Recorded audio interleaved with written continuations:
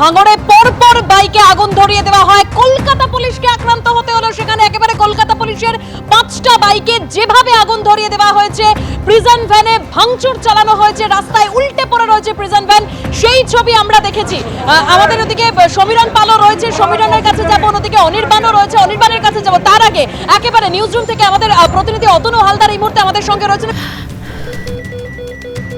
ক্যান্সারে নেই আর ভয়, NCRI হবে এর জয়। আপনাদের ভরসা নেতাজি সুভাষচন্দ্র বোস ক্যান্সার হসপিটাল। প্রথমে অতনুর কাছে যাব। অতনু, একদম যে প্রশ্নটা বারবার সামনে আসছে, ভাঙড় কলকাতা পুলিশের অধীনে, সেখানে এত পুলিশ মোতায়েন থাকা সত্ত্বেও কিভাবে এই পরিস্থিতি ঘটলো? দেখো, ভাঙড়ের ক্ষেত্রে যেটা সব থেকে বড় প্রশ্ন সেটা হচ্ছে, তুমি জানো যে এই ভাঙড়ে 2023 সালের পঞ্চায়েত ভোট, সেই যখন জুলাই মাসে পঞ্চায়েত ভোট হয়েছিল প্রায় 2 বছর আগে 2023 সালে, মনোনয়ন পর্ব থেকে একদম ভোট গঠন পর্ব অবধি প্রায় জুন মাস থেকে জুলাই মাস এবং তারপরে আগস্ট মাসের মাঝামাঝি, এই সময়টা জুন মাসের মাঝামাঝি থেকে প্রায় আগস্ট মাসের মাঝামাঝি 2 মাস ধরে টানা গণ্ডগোল চলেছিল। মানে মাঝে মধ্যেই গণ্ডগোল, আবার থামছে, আবার গণ্ডগোল হচ্ছে, এবং মোট 7 জনের মৃত্যু হয়েছিল এই ভাঙড়ে। তো পঞ্চায়েত ভোটের সময় ভাঙড় রীতিমতো অগ্নিগর্ভ হয়ে পড়ে। পুলিশ দীর্ঘদিন ধরে সেই পরিস্থিতি সামাল দিতে পারেনি, এবং তারপরে বিভিন্ন প্রশ্ন ওঠে যে এটা কি রাজনৈতিকভাবে সদিচ্ছার অভাবে ভাঙড়ে এই পরিস্থিতি সামাল দেওয়া যাচ্ছে না, নাকি পুলিশের অদক্ষতার অভাবে, অদক্ষতার জন্য এই পরিস্থিতি সামাল দেওয়া যাচ্ছে না। এবং তারপর সিদ্ধান্ত হয় ভাঙড়কে কলকাতা পুলিশের হাতে তুলে দেওয়া হবে।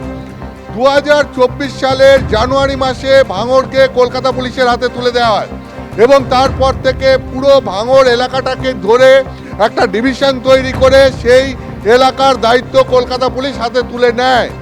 এখন আজকে যেটা হয়, নৌশাদ সিদ্দিকীর আজকে একটা এই ওয়াকফ আইন বিরোধ, তার প্রতিবাদে একটা প্রোগ্রাম ছিল কলকাতার ধর্মতলায়। এই প্রোগ্রামের কোনো পুলিশের আনুষ্ঠানিক অনুমতি ছিল না। তার জন্য পুলিশ যেটা ঠিক করে যে, মূলত তুমি জানো যে যেহেতু নৌশাদ সিদ্দিকী ভাঙড়ের MLA এবং তার লোকজন ভাঙড় থেকে আসবে বেশিরভাগ, সেই কারণে যাতে ভাঙড় থেকে লোক না আসতে পারে এই অনুষ্ঠানে যোগ দেওয়ার জন্য, তার জন্য ভাঙড় থেকে বেরোনোর যে রাস্তা সেখানেই ব্যারিকেড তৈরি করে তাদেরকে আটকানো শুরু হয়, এবং সকাল থেকে মূলত দুপুর থেকে গণ্ডগোল শুরু হয়, এবং সেখানে পুলিশ বহু লোককে আটকায়, এবং সেখানে রীতিমতো ধস্তাধস্তির পরিস্থিতি তৈরি হয়। অর্থাৎ পুলিশের যে অ্যারেঞ্জমেন্ট সেটা সকাল থেকে দেখে মনে হয়েছিল পর্যাপ্ত অ্যারেঞ্জমেন্ট ছিল, কিন্তু পুলিশের প্রস্তুতি যে যথেষ্ট ছিল না সেটা বোঝা যায়। তারপরে সেটা কিভাবে বোঝা যায়, সেটা হচ্ছে এরপর দেখা যায় যে সেখানে রীতিমতো এই উন্মত্ত জনতা যারা আসতে পারেনি, যাদেরকে আটকে দেওয়া হয়েছে, তারাই ভাঙড়ের আর একটা জায়গায় গিয়ে পরপর পুলিশের বাইকে আগুন দিয়ে দেয়, পুলিশের গাড়ি উল্টে দেয়, রীতিমতো উন্মত্ত পরিস্থিতি তৈরি হয়, পুরো এলাকা জুড়ে অশান্তির ছবি ছড়িয়ে যায়, সাধারণ মানুষজন আতঙ্কিত হয়ে পড়েন, কিন্তু তারপরেও দেখা যায় পুলিশ পরিস্থিতি সামাল দিতে পারেনি। এখন দুটো প্রশ্ন উঠছে। মুর্শিদাবাদের জঙ্গিপুরে যদি তুমি দেখো যে গত মঙ্গলবার যখন ঘটনার সূত্রপাত হয়, তারপর থেকে মুর্শিদাবাদে গণ্ডগোল চলতেই থাকে, এবং শামশেরগঞ্জে এসে গণ্ডগোল একটা চরম আকার নেয়। এখন সেই ক্ষেত্রে প্রশ্ন উঠেছিল যে পুলিশ যদি প্রথম থেকেই সক্রিয় ভূমিকা নিত, জঙ্গিপুরের ঘটনার পর থেকেই যদি সক্রিয় ভূমিকা নিত, তাহলে এই গণ্ডগোল আস্তে আস্তে অশান্তি এইভাবে ছড়িয়ে পড়তো না। তাহলে পুলিশ সক্রিয় ভূমিকা মুর্শিদাবাদের ক্ষেত্রে নিল না কেন? সেক্ষেত্রে এই প্রশ্ন উঠেছিল যে তাহলে কি সরকারের রাজনৈতিক সদিচ্ছার অভাব রয়েছে? সেই কারণেই কি জঙ্গিপুরের ঘটনার পরেও পুলিশ প্রশাসন কঠোরতম ব্যবস্থা নিল না, যেটা শেষ পর্যন্ত নিল হাইকোর্টের নির্দেশের পর? এই প্রশ্ন মুর্শিদাবাদের ক্ষেত্রে উঠছে।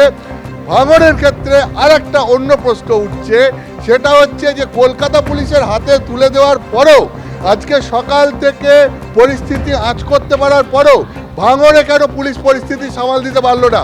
তাহলে কি এই রাজনৈতিক নির্দেশ পালন করতে করতে কোথাও একটা পুলিশের দক্ষতা হ্রাস পাচ্ছে, কোথাও কি পুলিশের দক্ষতা কমে যাচ্ছে?